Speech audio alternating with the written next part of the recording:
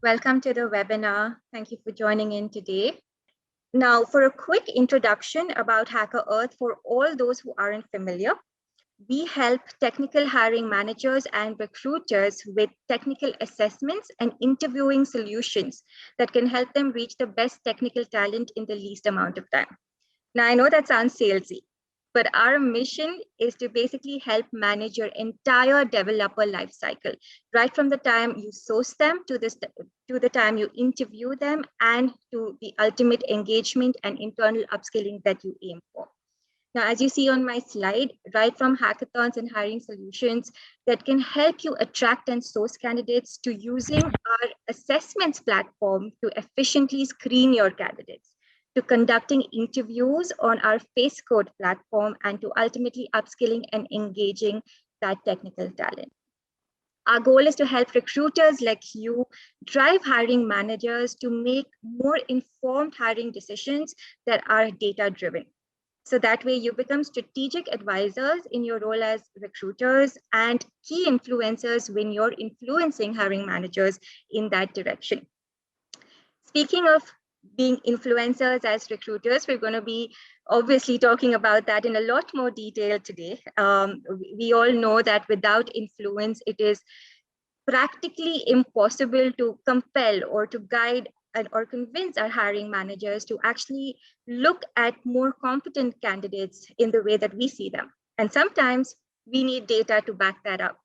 And to help us build that key influencing skill that can actually be game changers as recruiters, we have subject matter expert, Steve. Steve, welcome aboard. As I said, very excited to have you here today. Steve is the president of staffing at job.com, and he brings over 15 years of global talent acquisition experience. He's worked with multiple Fortune 100 companies, leading their global recruitment efforts, and he's also delivered over 50,000 specialized hires a year. So Steve, welcome. Thank you again. Looking forward to your session. Take it away, Steve. Thank you very much. It's a pleasure. Nice to meet all you guys. So I'm going to talk with you a little bit about my experiences and what I hope to be some principles that you can apply as you influence your hiring managers. I do want to tell you as well, I'm a recruiter. So this is coming from a guy that sat in your chair and loves your chair and got into recruiting the same way that a lot of you probably did. And that's largely accidentally. So let me pull these slides up here real quick, and then I'll tell you a little bit more about how I got into it and some of the things we can do to be great recruiters. All right, so I'm going to screen share. All right, and then I'm going to click slideshow so you can see these beautiful slides. So if you weren't here at the very beginning, I had said, in a different way of saying it, that I'm old, which is a weird thing to say. I never thought I'd be old. I still think of myself as a college kid. But when I was growing up, if you really liked music, you'd make a mixtape. And as I was thinking about a way to format some of the ways as recruiters we can improve our influence and do a better job driving the talent that we're looking to drive for the companies that we support, I thought I'd make you guys a mixtape on some principles for influence. But anyway, so I said I got into recruiting largely accidentally, like many of us did. I was an undergraduate in philosophy. You can judge me now. I know my father did at the time. The reason I was doing that is I was getting ready to go to law school. That was my plan ever since I was a kid. That's, the career path I had set myself out on and was largely on until I met a woman.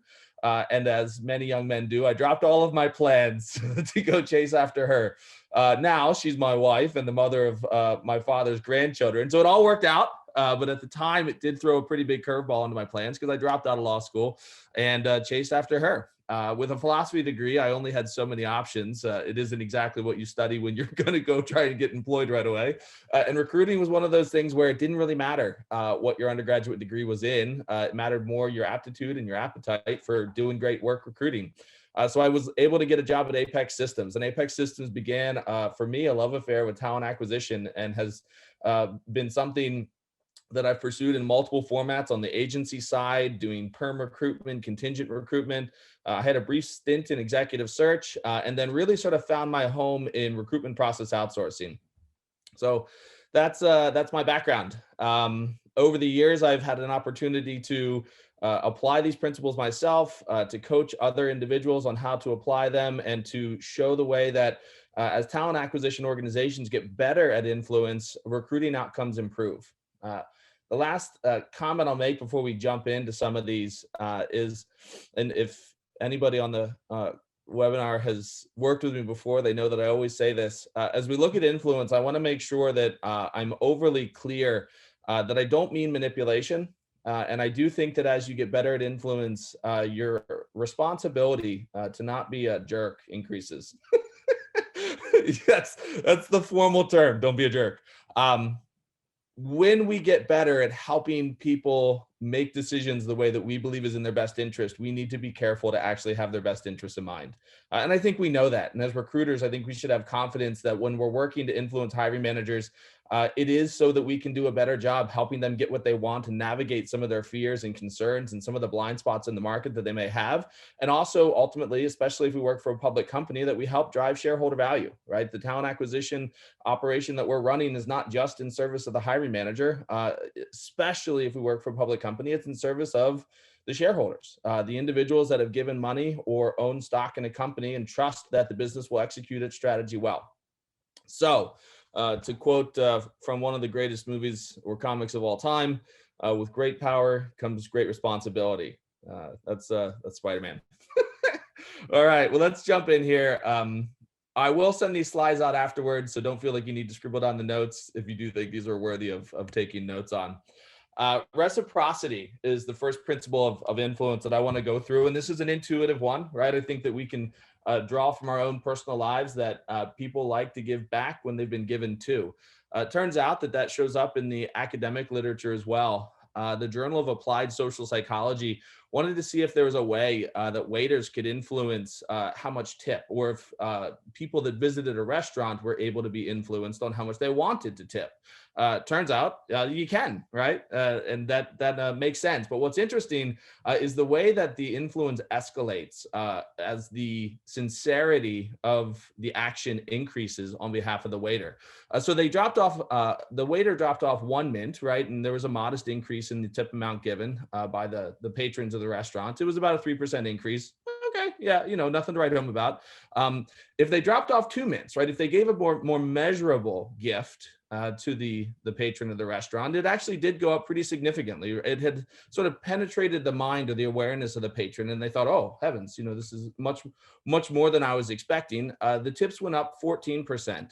But the last and most interesting one, and the one that we want to probably think the most about as recruiters, is that if the waiter dropped off a mint, and as they were walking away, they paused and they gave a compliment, a sincere compliment to the patron, turns out the tips went up 23%. And so if the waiter was walking away and said, hey, I just want to thank you guys for being great guests, right? That had an extreme influence on the patrons, and tips went up 23%. Now, if you're in the food service business, that's something to consider. That makes a meaningful impact in your compensation. If you're in the recruiting business, it's also something to consider because it is a significant access point to the compliance or the willingness to play ball with you that the managers are willing to offer to you.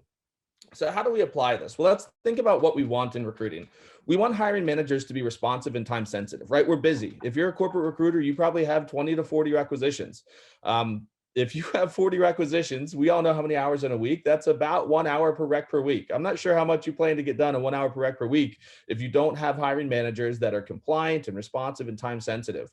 We want our hiring managers to take feedback and guidance from the market, right? How painful is it when you know that your hiring manager is trying to get, a Linux a Linux programmer, for $15,000 under market? It's a nightmare. Drives you crazy. Actually, we'll talk a little bit more about one of my experiences with that as we look at specific win and loss stories I've had influencing hiring managers. And we want them to make responsible decisions and to problem solve with you. So in order to do that, one of the things that we can do is apply the principle of reciprocity. Now, to do that, we want to be the first to give, right? Begin with giving. Plan in advance to have something that you're going to offer to the hiring manager, and give something that's personalized and unexpected, right? We saw from that study that the tip amount went up the most when it was paired with a compliment, right, to the patrons and something sincere, right? Something like, I appreciate you guys and you've been great customers today. A couple of ways that we can do that, and this is something that I tend to coach my teams on making sure that we do systematically, is after an intake call, formally write up the meeting notes and present them in 24 hours, right? You're role modeling two things when you do that. One, urgency, 24 hours. We had the call yesterday, I'm going to get you the notes by tomorrow, right? We need to run this search, or we need to work on this requisition with a bit of urgency in our relationship and our communication. The second thing you're doing when you formally write it up is you're saying to the hiring manager, I take you seriously, I take me seriously, and I take this search seriously. These kind of behaviors set the tone, and they also allow you the opportunity to benefit from reciprocity because you're beginning by giving. The second principle is scarcity. Scarcity is a principle that helps us understand how to present good things without relying on just making the vague claim that something's good. Turns out that unique or rare is actually more persuasive than good. Do you guys remember the Concorde jet? If you're old like me and know what a mixtape is, you might also know what a Concorde jet is. The Concorde jet used to be a supersonic flight that you could take across the Atlantic. So from like New York to London or something like that. The Concorde jet flights were absolutely insanely priced. Back in like 1991, I think they were like $3,000. $3,000 in 1991 was like $1 million. It was insane, absolutely insane. They couldn't get the flight to be viable. Turns out it wasn't just because of the price. When the Concorde jets would pass through the sound barrier, the sonic boom pissed off all the local residents, so they had to stop the flights because the sonic boom was too loud. But when they announced that they were not going to be continuing the Concorde jet flights, even though that they were preposterously priced, sales went up 300%. The flight was just as good as it was before. They weren't offering more olives. They weren't offering a faster speed. But now all of a sudden, the Concorde flights were unique. When we're presenting our candidates, we want to make sure that the hiring managers are appraising the talent accurately, right? It's a nightmare when you come across a unicorn candidate and the hiring manager is dismissive, maybe because they didn't put the work into finding them, maybe because they don't understand how rare something is. We want to make sure that the hiring manager understands that, they understand the market, and that they have an agreement with us on cost, speed, and quality. So when we're presenting our candidates, don't just point out the strengths of the candidate, point out what's unique about the candidate. You know that you have a unicorn in your hands or a rare individual. And maybe it's as simple as this, right? If you're recruiting on LinkedIn and you're sending in-mail messages, you're probably not getting a ton of people writing back to you. It might be worth, when you're presenting a candidate, saying, I've sent out 400 in-mail messages, 10 of the 400 got back to me, 2.5%. And of the 10 that got back to me, 3 are really interesting, and this is one of those candidates. As simple as sharing some of the data about your outreach and positioning the candidate as unique is important to do when you're making sure the hiring manager appreciates the caliber and the talent of what you've presented to him, even more so sometimes than saying, hey, this person has 10 years experience, right? 10 years experience is a claim about how good they are. 3 out of 400 is a claim about how rare they are, and scarcity is more emotionally motivating than just looking at something as good. Now, when you present the candidate and you communicate that they're scarce, if the hiring manager doesn't want to consider the candidate, don't just passively allow the hiring manager to reject that candidate. Communicate to the hiring manager what they lose if they reject the candidate. Now, let's say that we have somebody, just a second. Let's say we have somebody that's in a technical space, they're a developer and they've got significant front end and back end experience. And the hiring manager is really looking for somebody that just has expertise on the front end and more of a concentration from a career perspective on the front end development side. If they have a team that reports to them that is responsible for the back end, they're going to lose a candidate that's able to improve the relationship and communication between the front end and the back end team, for example. Now, maybe they continue to reject the candidate, but get into the habit of communicating to the hiring manager what they're losing when they're rejecting candidates. Now, finally, if they're going to cut the candidate loose, make sure that they know that you're going to actually tell the candidate that they're being cut loose. Sometimes hiring managers want to say, well, this candidate might be of interest, but let's see what else we have. you and I both know that candidates don't just sit there in a pattern of perpetual waiting without losing motivation, or sometimes just losing an interest in communicating with you.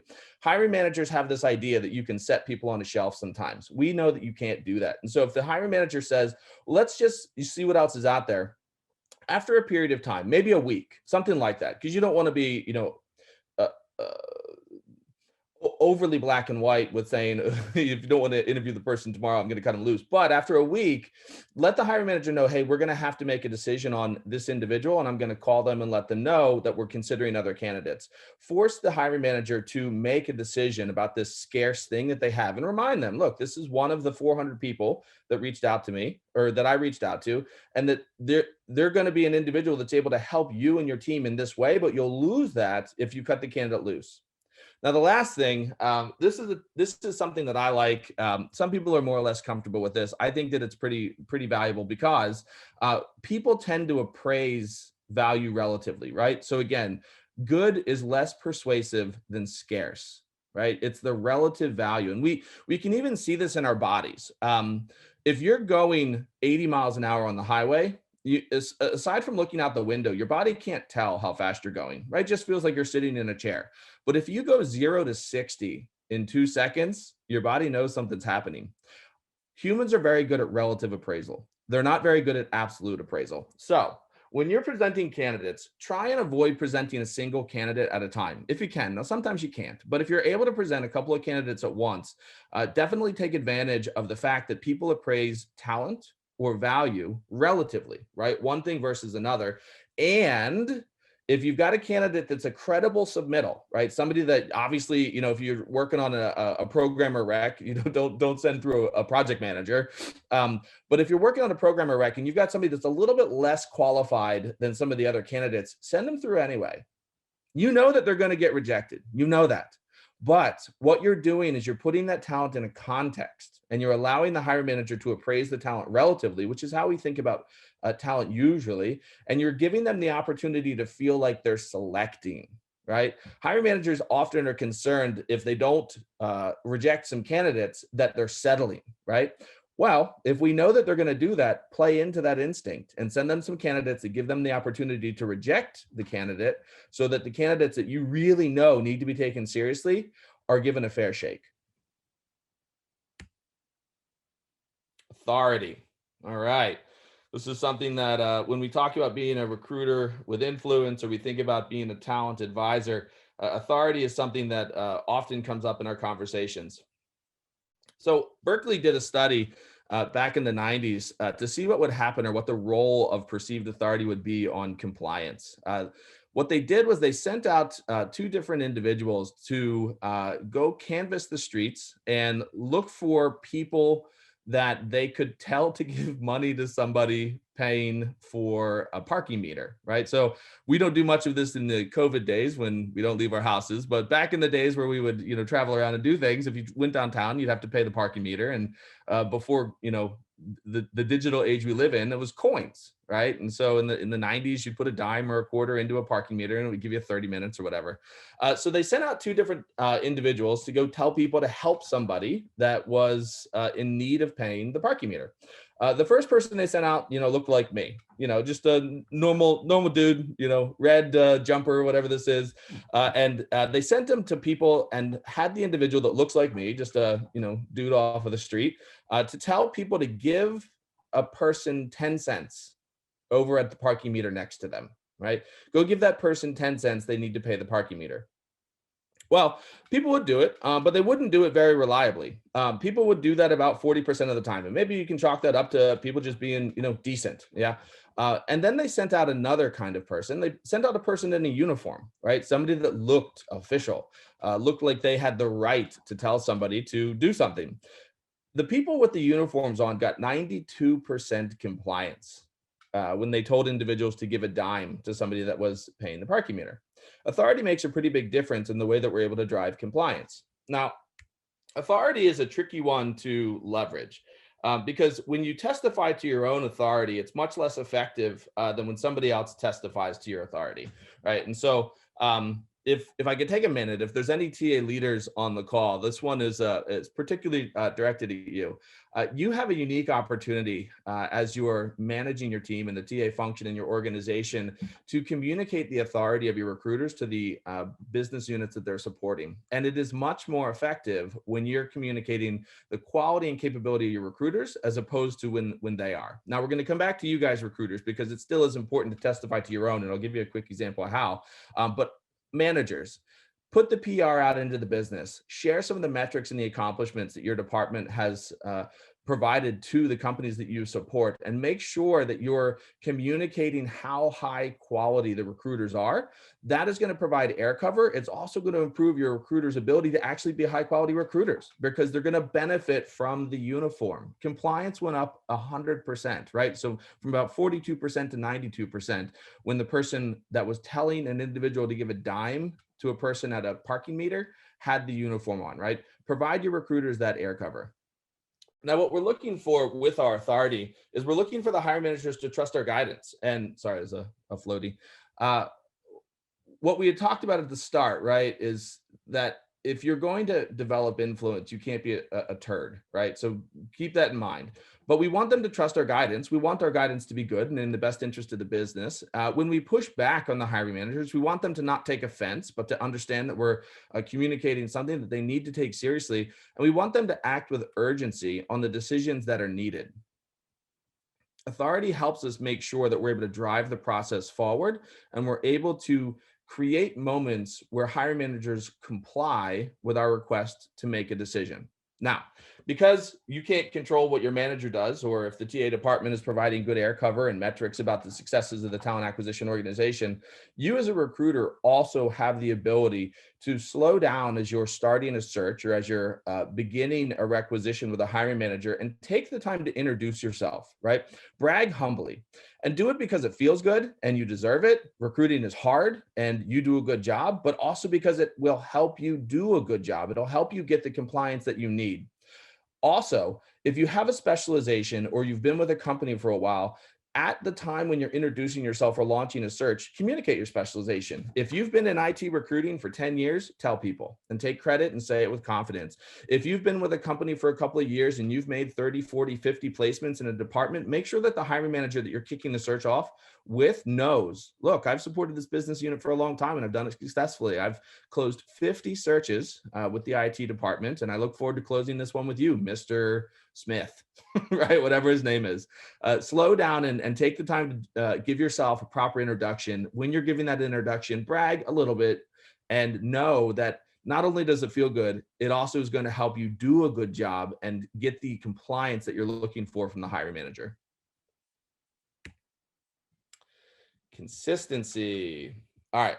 So consistency is a tricky one, because consistency is not about one interaction that you have with a hiring manager or with a department. It's about incremental behavior change over time. All right. So when we look at leveraging consistency, we need to know this is not a quick trick that I'm going to play on a hiring manager that gets them to do what I want. This is a way that I interact with my colleagues and the business that I support that ultimately pulls them into compliance, that ultimately makes them the kind of people that take my advice seriously and are willing to do what I need them to do so that we can run the search well.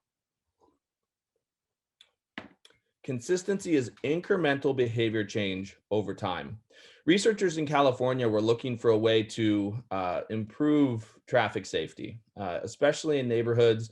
They were having a higher incident of traffic and harm occurring in neighborhoods, that little kids or dogs or people getting into accidents, and wanted to figure out, was there a way for them to have the neighborhoods drive more safely? Another statistic we're probably all familiar with is that most accidents occur when you're within 5 minutes of your house, right? Driving in neighborhoods when you're feeling confident and comfortable and maybe not paying attention is where most of the accidents take place. So they went out to these neighborhoods and they had these signs in their hands, right? They wanted to have all of the homeowners put these signs in their front yard that said drive safely. Now, if you're a homeowner and you're a homeowner with a yard and you take good care of it, and maybe you pay somebody to make sure it's green and pretty, or you put the time in yourself to make sure that it's green and pretty, the last thing that you want to do is stake down a big ugly sign in your front yard that you've worked so hard to make attractive, that says drive safely. And the researchers found that they were having a very small amount of homeowners say, sure, I'm going to put that sign in my yard. Instead, they said, no, I don't want to put that sign in my yard. So they went back and they said, all right, what can we do? Now, you guys might remember from when you were kids, people are willing to put stickers in the windows of their houses, right? So when I was growing up, you would put these little like fireman stickers. I think it was like a fireman hat or something in the window that was supposed to tell the fire department, should anything happen, God forbid, that a child, right, was staying in that room. People put stickers in the windows. And so they went back and they said, all right, maybe we can't get people to put signs in the yards. Still, we want signs in the yards, but let's begin with stickers, right? And so they went back to the neighborhood and said, hey, would you put stickers in your window that say drive safely? Well, it turns out that, yeah, sure, they will. Because the goal was not to get stickers in windows, but signs on yards, after they had all of the homeowners agree to put stickers in their windows, they then went back again and said, hey, you guys put the stickers in your windows, really appreciate it. We're still having some trouble with some traffic safety issues. Would you be willing to put that sign in your front yard? Turns out the compliance went up 4 times. That's a pretty extraordinary amount, especially when a sign in your yard is something as annoying and unattractive as a big wood sign that says drive safely. But because they'd already gotten the agreement to the small thing, the agreement to the big thing was much easier to accomplish. What do we want from our hiring managers? We want them to follow through on promises, right? If they say that I'm going to get you feedback in 48 hours, you want feedback in 48 hours. If they say that they're willing to make a decision when they've reviewed 4 to 5 candidates that are qualified, you sure as shooting don't want to start that search over after you send them that 5th candidate. And you want them to stay focused, right? Halfway through the search, if they add a decision criteria, right? They say, well, now I'm really looking for somebody that also has this skill. It's going to drive you crazy, right? Because now you've got to start the search over. In the mind of the hiring manager, oh, what? We're just adding a little additional skill set. You know that now we're looking at an entirely different pipeline, right? So we want them to follow through on their promises, to make decisions, and we want them to stay focused during the search. So what we need to do is we need to be consistent, and we need to incrementally increase the requests that we're making of them, right? So at first, if you're going to send them the search notes, maybe just ask them, hey, when you get the search notes, can you confirm you received them? Little thing, right? Very, very small thing. That's a sticker in the window. Ask them if perhaps when they're making your requests, if they can document the requests and send them to you, right? So they give you a call, or you're catching up with the hiring manager and they say, hey, can you do X, right? Can you have this candidate scheduled for an interview next week? Absolutely. Do you mind just shooting me an email that says the same? Now, it could feel pedantic, like you're just making them jump through hoops. And to some degree, you are just making them jump through hoops. You're trying to get them engaged, and you're trying to get them to comply with small requests so that when you come to close the candidate and you need to negotiate salary, right? You need to get them to put that big sign in the front yard. You're not beginning with the consistency. You're collecting the value of the consistency, right? You've set this pattern of making small requests to the hiring managers and getting them to do those small things throughout the search, so that at the end, if you've got a candidate that's looking for $90,000 a year, and you know that that's the ceiling on the requisition, right? You'd have to go to HR to get that changed, but the candidate's looking for 95. Maybe you can get them a 5K sign-on bonus, right? But that's going to take some influence, and your hiring manager is probably going to need to go to bat for that too. That's the wood sign in the front yard.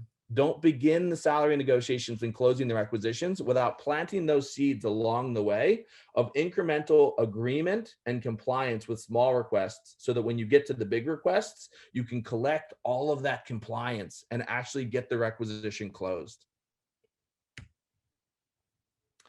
Liking. This one's intuitive, right? Especially for the extroverts among the group. For the introverts, we might think, who cares? But we know it matters. We do know it matters. And the beautiful thing for introverts is that liking sometimes gets a bad rap. It's being likable. I think what I'd like to encourage you is that liking is actually less about being likable and more about liking the people that you work with. actually you expressing sincere interest in the individuals that you're supporting and the hiring managers that you're helping. When you express interest in somebody else and when you get to know them, most of us will find that we naturally create a much more friendly relationship and they like us back. But that's not about being likable. That's about you liking them. And for introverts, feeling like you're trying to be likable feels icky, right? For your type of people out there, ignore me, right? But pay attention and express interest in the people that you're working with. There were 2 classes of MBAs that were studied to see what influence liking could have, however, on business deals, right? Because is this idea of liking just this sort of fluffy, mamby-pamby, be nice and social type of thing, or does it actually have a dramatic impact on business outcomes? And so they went to one of the MBA classes and they told them the kind of nonsense that we say when we think that we're serious and important. Time is money, right? We've heard that. That's the kind of stupid stuff that they say on sitcoms like Suits, right? Time is money. It's so self-aggrandizing and serious. And then they went to the other MBA class and they said, get to know each other. Right. And so those were the 2 prompts. The MBA classes need to do these projects. And one is told time is money and the other is told get to know each other. Well, it turns out that the team that was told time is money closed 55% fewer deals than the team that was told to get to know each other. Right. But not only did they close 55% fewer deals, the other team closed more deals and more deals that were 80% bigger than the team that was told time is money. Cooperation and liking each other has real results and drives business impact, right? Whether you're trying to close more requisitions, drive down time to fill, if you're trying to protect your rate, right? If you're a contingent recruiter and you want to protect your rate or the bill rate that your contractors are going in at, being likable and liking the people that you're working with has real business impact, right? The team that was told to get to know each other closed 55% more and they closed 80% bigger deals than the team that was told, be serious, time is money. What we usually want from our hiring managers is we want pleasant working relationships, but more importantly, probably, we want successful negotiations and we want closed requisitions, right? I'm not trying to minimize enjoying the people that you work with, especially on the principle of liking. But at the end of the day, you're often goal-oriented as a recruiter and trying to accomplish something. And in enjoying the people that you work with, even if that's not the end in itself, does have a significant impact on your ability to negotiate and to close requisitions. So how do we apply this to the relationships that we are building with our hiring managers? Make sure to spend some time and know that you're not wasting time when you get to know your hiring manager. Spend some time communicating the shared goals, right, that you guys have. Make sure that the hiring manager understands that their requisition is important to you, and acknowledge and verbalize the accomplishments that you have with that hiring manager, right? If you set a goal that you're going to get a slate built in 2 weeks and you're able to get the slate built in 2 weeks, make sure to share that accomplishment and celebrate it with the hiring manager and spend the time to do that, right? If you're doing an intake call after you've done your introduction, right? You've taken the claim of authority, spend a little time to get to know them and express sincere interest in the hiring manager. It's going to have a huge impact, not only on how much you enjoy working with that hiring manager, but as recruiters who are goal-oriented and usually competitive, it's also going to help you negotiate and close more requisitions effectively.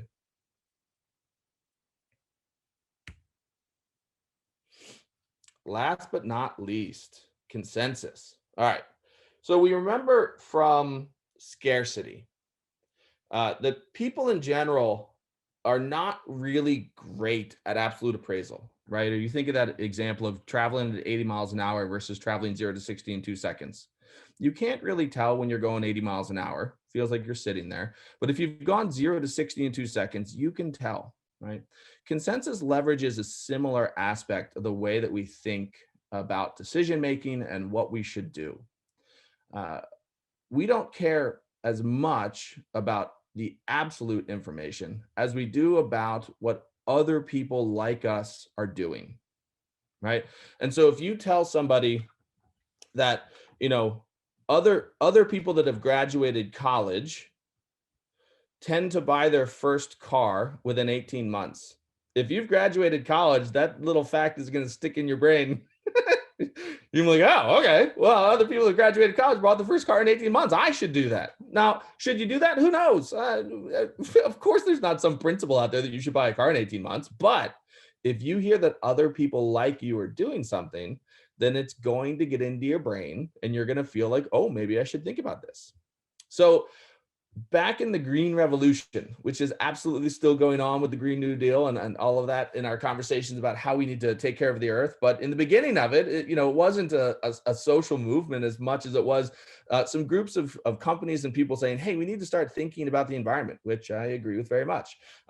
Hotel chains were one of the first to think about their impact and take seriously the role they had in creating waste and pollution.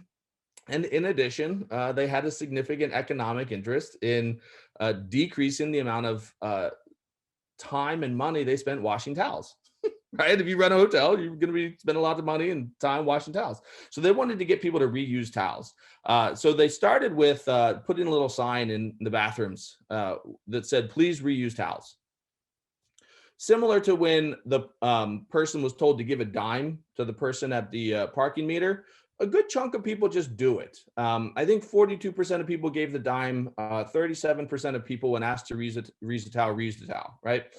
Some people are just, pretty easygoing, but 37% was not nearly enough. And so the researchers that were trying to help this hotel figure out how to get towel reuse increased, they went back to the drawing board and they said, what else do we have? What other data do we have that might be persuasive? So turned out that if somebody stayed in a hotel for 4 nights or longer, 75% of the time they reused their towels. Okay, that's pretty intuitive. Well, they wanted to communicate that instead of please reuse their towels. And so they changed the sign. Now, they changed it with a little bit of liberty with the truth. You guys didn't decide if it was appropriate or not. But the data point was that people that stayed in a hotel for 4 days or longer reused the towel 75% of the time. So what they made the sign say was that 75% of our guests reuse their towels. Kind of true, but it began to communicate something that other people like them were doing, right? Other hotel guests were reusing their towels 75% of the time. Towel reuse doubled, about, not quite. It went up to 63%. And they knew that they were making some progress, but they wanted to try one more thing to see if they could increase the towel reuse even further. And so they made it more personalized. They made it even more specific to the people that were staying in these hotels. And they said, 75% of the guests that stay in this hotel room reuse their towel. Now, this is highly personalized information about what other people like you are doing. And towel reuse went up to 96%. Absolutely insane. Because as we're making decisions, we're looking to understand what other people like us are doing. Data is a major piece of being a talent advisor. It's a major piece of influence. This is the first one that I'm going to say data is absolutely critical for, right?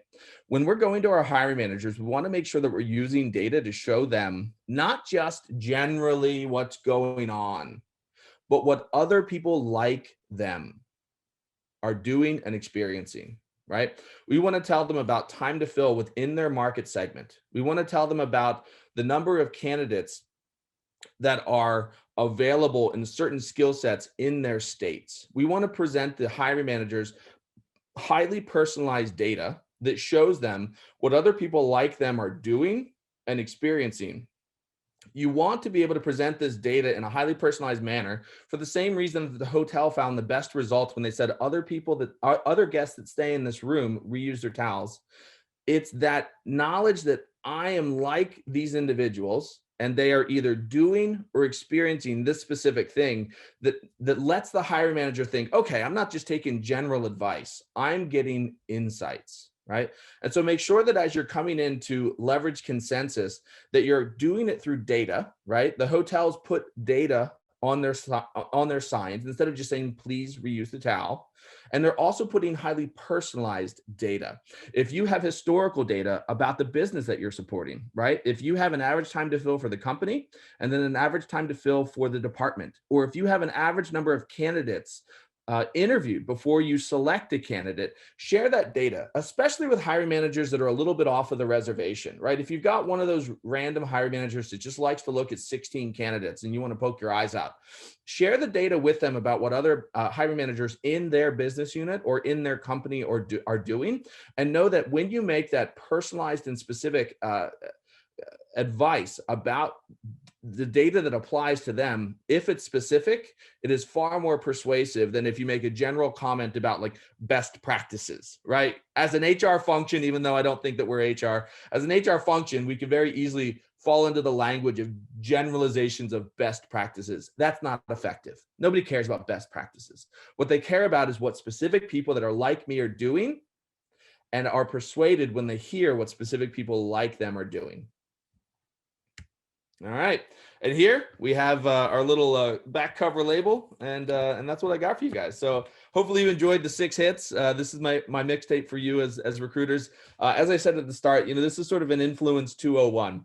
If you're just getting started in recruiting, know that you can apply these. Know that it will take time and it'll take practice as you work these into your repertoire. And you may find that some or a few are more natural and more effective for you. Great. Focus on those. And if you've been in recruiting for a long time, and this is a refresher, here's just a gentle reminder of things that we know help us do a better job as recruiters, or things that and remember from when you were starting recruiting were effective for you, and you can share with some of the other freshers or upcoming recruiters on your team. So thank you guys.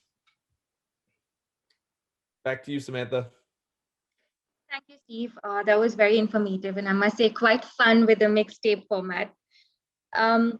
Excellent. A quick reminder for all those who have questions for Steve, please drop them in the question box that you see on your Zoom control panel, and we'll open live for Q&A in just a few minutes.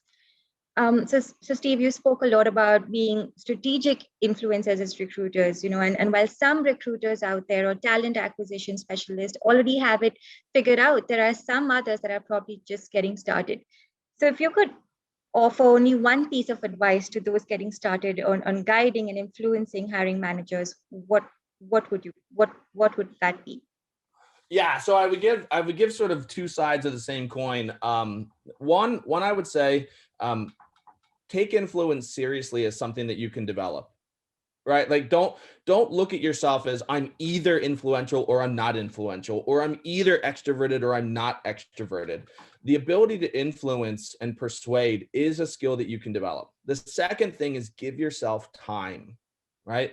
Don't try and become the most persuasive person, or every time you come across a hiring manager that's a bonehead or unpersuadable, that you reflect negatively on yourself. Try and avoid that. It is a craft and a science, and it is something that requires time and commitment. And so give yourself one, the conviction that you can get better at it, and two, the time to actually improve. Sure. Can you share a story maybe about a time you worked with an unenthusiastic, maybe even resistant hiring manager, and what did that experience teach you? All right, so I'm going to grab in particular on the assistant hiring manager aspect. One of the things when you're influencing is trying to figure out if the person that you're influencing actually has a vote in the process. Right. And so you may persuade somebody all the way onto your side of the team, but their vote doesn't matter. You do want to, especially you get better at influencing, begin determining, does the person that I'm influencing actually have a say? Right. And I worked with hiring managers where I send the hiring manager the candidates. The hiring manager says, all right, these are all great. And then like 3 days later, I get feedback. Oh, we need new candidates. Like, well, what happened? We just talked 3 days ago and you liked them. What turns out that what they're doing is they're forwarding the resumes to their boss, and their boss is saying no. And so you're developing influence on somebody that doesn't really have a say, right? And so it will require a bit of sensitivity and listening to figure that out. And then the second thing that you need to do is you got to figure out how to get to the boss. And that doesn't mean undermine the hiring manager you're working with, but we need to create experiences and opportunities for your boss, or that hiring manager's boss, to become persuaded. And maybe that's a document, maybe it's a shared meeting. Who knows what exactly it'll be that gets you that audience, but you do need to get to the boss, or otherwise you're going to have somebody on your team in the assistant hiring manager that is just having all the resumes buzzsawed by some man or woman sitting in a corner office that has no real understanding of what's going to produce those candidates. Right. And it's interesting when you say, the key is to get past assistant hiring managers to the actual boss, who is the key decision maker. Yep. What do you do when you have slippery hiring managers, the ones who are excessively busy and hard to track. You can't really get a slot on their calendars. You don't always get feedback on resumes or even candidate rejection. So how do you actually rein those hiring managers in? Yeah. So one of the things I'll say as we talk about trying to rein in people that are non-compliant, sometimes people are just non-compliant, right? And so I don't want us to think that like there's a magic spell that we can cast over somebody that's going to make them be willing to play ball. However, there are a couple of things that I'd suggest you consider, and they can be effective.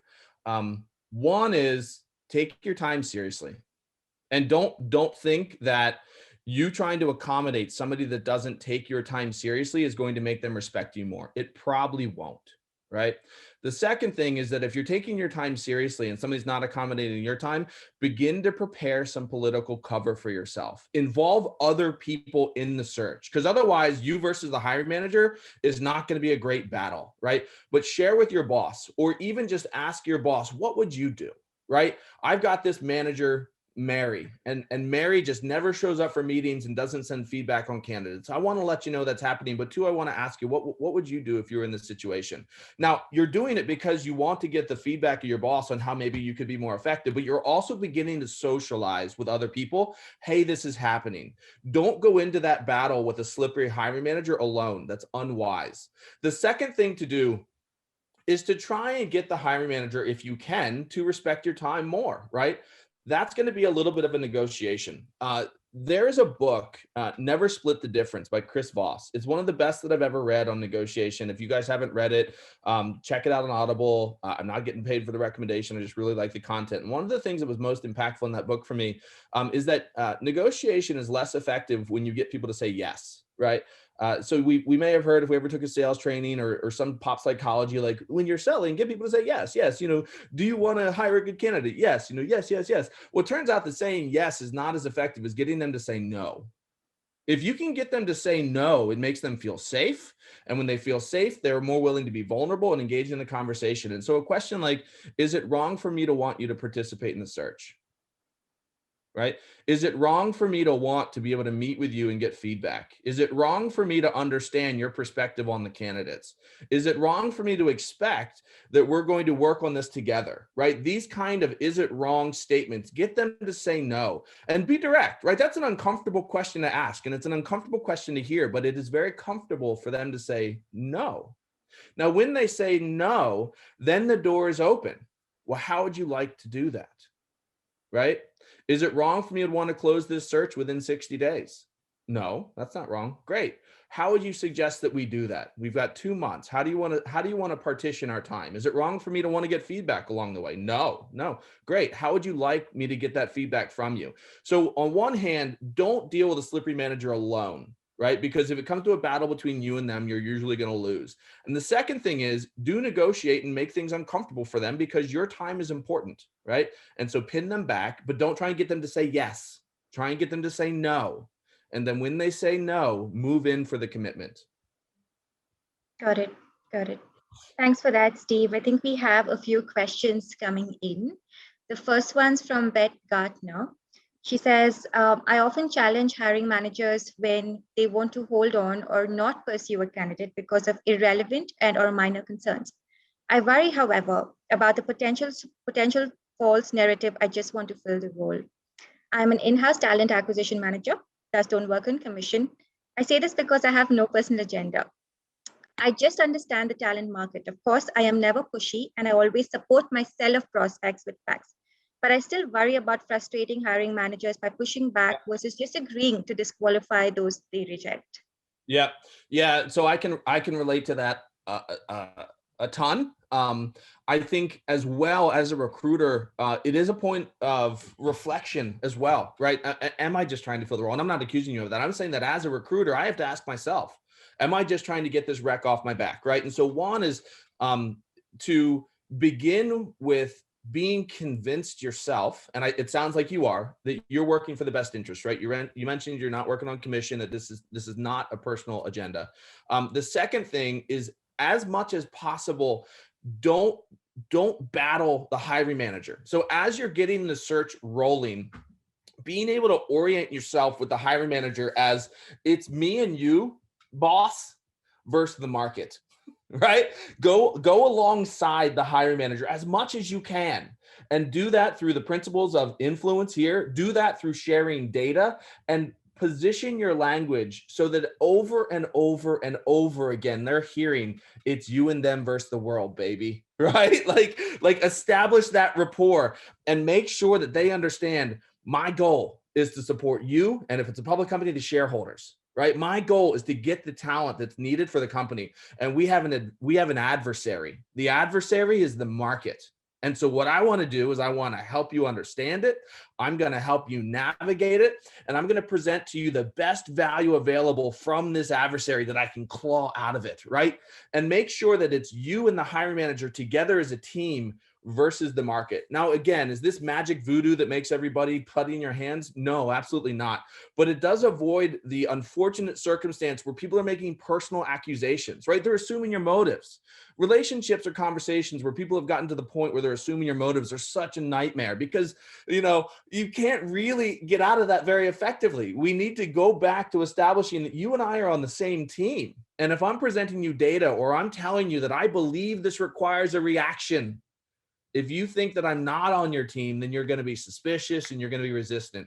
But if you think I'm on your team and you believe that you and I are trying to fight for the same good, they may be more likely to take your advice, right? So I think one thing, and forgive me for not being able to give like a fix-all for it, but if somebody is saying you just want to fill this role, what they're doing is they're assuming your motives. And if you have a relationship with somebody where they're assuming your motives, it doesn't feel like you guys are on the same team, right? So take a step back, find out a way to get on the same team. What can we both agree on? Is there any data? Is there any information that you and I can align on? And then how do we take that alignment and direct it at our adversary, the market, as opposed to you being worried that I'm just trying to fill the rec? Hopefully that's helpful. Thank you for that, Steve. We do have another question. How do you influence a hiring manager who generally prefers employee referral applications over direct applications? Well, one thing that I'm going to do is say that if that's your preference, what are you going to do to help me get them? Right? Like, I am not going to go carry water for your personal preferences, right? So if you really like something, and it's not that different than if you really like talent from a specific company or a specific industry or something like that, great.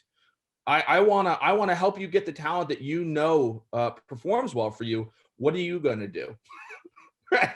So how can we get your teams? How can we get you? How can we get the company helping to drive more employee referrals? The other thing that I would do is I would validate the instinct, right? And so if somebody likes something and you tell them, oh, it's unlikable, it's an adversarial relationship. Again, it's you versus the hiring manager. But if you can validate the instinct that employee referrals tend to stay longer and they come with personal networks already in place, those are wonderful things, right? Now the hiring manager's disarmed in a sense, because you're not telling them they're dumb or what they like is wrong. You're telling them that makes sense and what you like is valuable, right?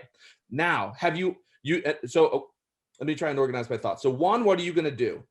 2, validate the instinct. The 3rd is prepare for the possibility that you can't get what you want. And I don't mean to say, tell them that you can't get what you want. Ask them a question that helps lead them to the conclusion that I may prefer it, but I can't always have it, right? And so ask them, have you always hired only internal or employee referrals? Have you ever had to hire an external candidate? What made you hire the external candidate, right? Now know that you're going to have to influence over time on this. Don't try and win the whole war in the first battle, right? So 1, what are you going to do? 2, validate. And then 3, begin planting the seeds for we might not be able to always hire employee referrals, right? So ask those questions. Have you always? When have you not? What would you like to do? Or what would be the situation where you'd hire an external candidate for this role, right? You're planting the seeds for later influence, but you're not fighting with them. You're aligning with them on the employee referral topic. Right. And there's another question more specific to consistency here. So the question is, if I've allowed a hiring manager to develop bad habits of inconsistent communication, having to ping him 3 times to get a response, delayed final decisions, etc., how would you suggest starting to turn things around? So there's 2 things that come to mind. I'm going to assume that if you've allowed that behavior to develop, you have some history with this person, right? So you have some relationship with this person. So one of the things that you can do, especially if you have some relationship with a person, is you can get together and you can say, hey, I don't feel like the way that we're doing this is working. Right? Like if there's a pattern, there's probably a relationship. And if there's a relationship, you might be able to sit down with this person and say, look, this isn't working, but make it fact-based, right? If there's no consequence to their inconsistency, then, it's going to be hard to make the case that they need to change. But if their recs are taking a long time to close, if they're losing candidates, if they're getting frustrated, right? If there are some negative outcomes that are part of the search, sit down with them and say, hey, look, some of this is my responsibility because I wanted to be more casual and let this be informal, but it's producing some outcomes that neither of us like. Right? I get frustrated when I don't hear back from you. You get frustrated when I don't work on your requisitions. And both of us are walking away from the relationship as opposed to towards the relationship. And so sit down and have an honest conversation, right? Think about that liking principle. I assume you care about the person. If you don't, see if you can develop some interest in the individual and apply some liking and then make the requests, right? Own some of it yourself. Like, look, hey, I let this happen. I don't think that we should do it anymore. The second thing that you can do, and I'm a big advocate of running multiple strategies at once, is begin building pressure on them. Do it gently and don't be a stinker, right? Don't name call, don't blame, don't assume their motives, right? We think about when somebody says you just want to fill the rec, how yucky that feels. It feels yucky for many reasons, but one of them is you have no stinking idea what my motives are, right? Don't assume my motives, right? And so don't impugn their motives either, right? When you're doing your pressure escalation, but begin pointing out to your hiring manager, hey, this individual's recs, they're taking longer to fill, right? And when you're presenting, if you can, to the business unit that hiring manager's in, don't shy away from the data. Look, if they're reviewing more candidates on average, if they're taking longer to close recs on average, if they're having fewer offers accepted than average, share that, right? And you know that you've got an idea of why that's happening, but don't rush in there like you've got the answer and you want to pin somebody against the wall, because then it'll be obvious and it'll look vindictive, right? Just allow the data to speak. Allow the data to show that, hey, this approach to running the requisition or the search is less effective. Because at the end of the day, it's not your personal preference that you're worried about, or at least it shouldn't be. It's that the way that we're running the search, these bad habits have negative outcomes. They increase time to fill. They decrease your offer acceptance rate. If you do have to go to an agency, it may increase your agency utilization rate, which is very, very expensive. And so share the negative data outcomes and tie that to the person gently without being accusatory, and don't impugn their motives. You don't know why they're doing what they're doing, but begin to escalate the pressure on that person through data.